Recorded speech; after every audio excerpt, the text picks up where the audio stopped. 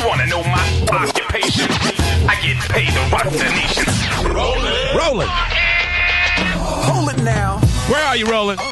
Jacksonville, Florida, Tom. Talking to the folks at COMTO this morning, the Conference of Minority Transportation Officials, and so looking forward to sharing with them a word or two here in Jacksonville. Excuse me, Roland, I forgot. Yeah. Roland Martin is brought to you by General Motors, the all-new 2014 Chevrolet Impala, an enduring icon with rich heritage, integrated technology, and tailored styling that's made to love. Roland? Don't forget the money. Tom, certainly so many people, oh my God, you got in the text messages and you probably had people reach out to you. They've been saying, what do I tell my kids about the Zimmerman decision? What do I share with them? Dwayne Wade tweeted that out. What do I tell my boys? So I reached out to Pat and Emmitt Smith to have them share with us in terms of, how have they had to share this with their children, and what should parents say when it comes to, being concerned about sending their kids to the store to get some candy and an iced tea. Pat and Emmitt Smith join us right now. Hey, folks, how you doing? Good morning. Good morning, Roland. Good morning, Tom. First off, this decision comes down Saturday. How have you had to walk your children through, and you guys also mentor so many other kids, just to share with us just how you have to do it? Baby, you want me to start? Go ahead, babe. Any sweet. First of all, I was, of course, the decision came down Saturday night, and I was surprised at how it affected, of course, I knew it would affect our older kids, but the little ones who were watching the case along with us. And how old's the little one? Well, the one that really was affected by it was Skylar, who's 9 now. And she was really upset and very angry about it and couldn't understand why. And so I found myself all of a sudden trying to explain to her, first of all, look, baby, God is in control. So you go spiritual first. God is in control. We have to respect the decision of this jury. This is our system. But at the same time, it gave me an opportunity to say, baby, if you want to affect change, you're going to have to get involved. You're going to have to get involved in the system. As you get older, you need to make sure that you are aware of what's going on in our country and making sure that your voice is heard. So this type of thing doesn't continue to happen.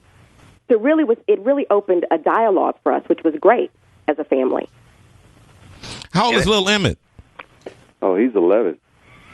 He's 11, so he's moving right into his teenage years, and so, which is extremely frightening for a father and a mother should be anyway, especially in this country where, although this is supposed to be the land of opportunity, but yes, this is the land of limited opportunities if you don't have financial backing, or if you're not an athlete that has a specialized talent.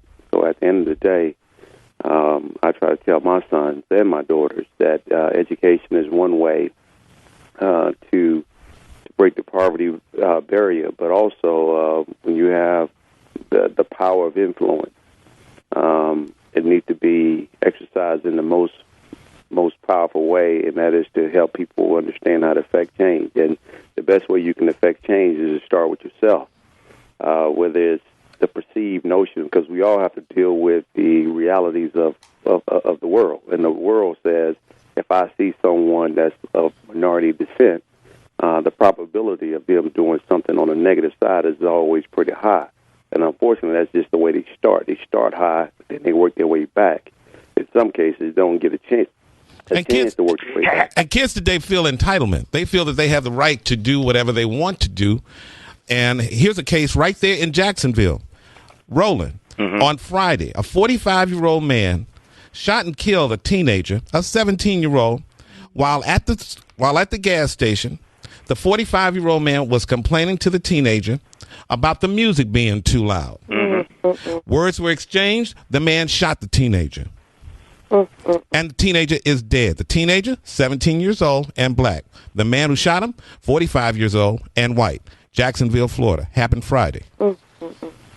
And I'm sure that those teenagers say... This is an older case. This isn't what happened Friday, but this is the case that Roland, we've been talking about for a minute. The Jordan Davis case. Yeah, the Jordan Davis case. Yeah. And again, I'm sure those teenagers, just like Trayvon or any others, I have a right to put on a hoodie and go into a grocery store and walk back to my house. Right. But what's the perception? Right.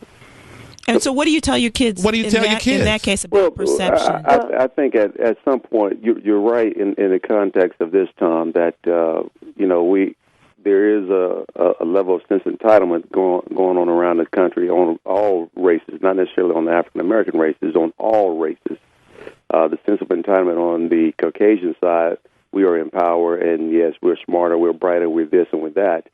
On the African American side, yes, we are free.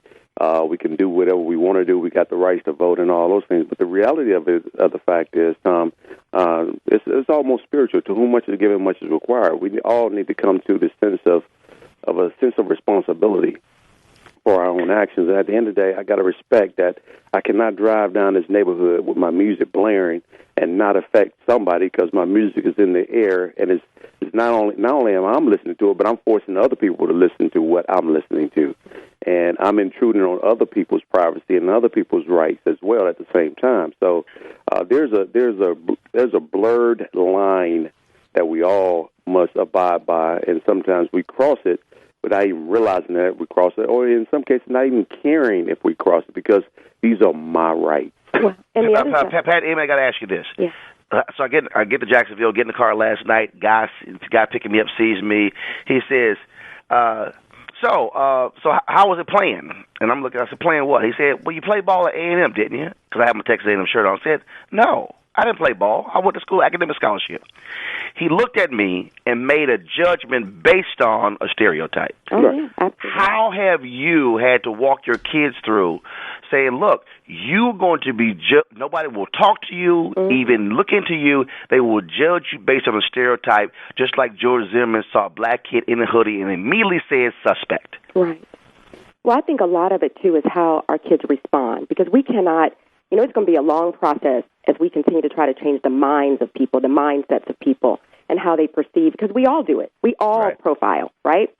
So it's how we respond, and until we get to that place, I feel it's important that we teach our kids that, hey, if you're in that position, it's how you respond in that position. Trayvon, Lord knows, I wish he had called 911. He had every right to do the same thing that George did. So for our boys, it's like, look, you can't be out here just responding any kind of way. You have to respect authority. You have every right to call 911 to get help. And so a lot of it's how do we respond right now until we all get to a better place of understanding. And Great hopefully point. the discussion goes on, that we just don't let this die with Trayvon, that we continue the discussion about perception and about racism in this post-racist society that we're not in. Right, and action. Yeah, positive action to a better place. Absolutely. Pat, Emmitt Smith, we thank you for all that you do, especially on the education side. Great job. We appreciate it. Thanks and a lot. Roland, thanks for supporting us. Always. Thank you, guys. Appreciate it. Even being a former Cowboy and a Florida Gator. And a Sigma. Go on with yourself, Mr. Houston, Texas. Later, Emmitt. Later. Thank you. Peace out, y'all. Thanks a lot. Bye.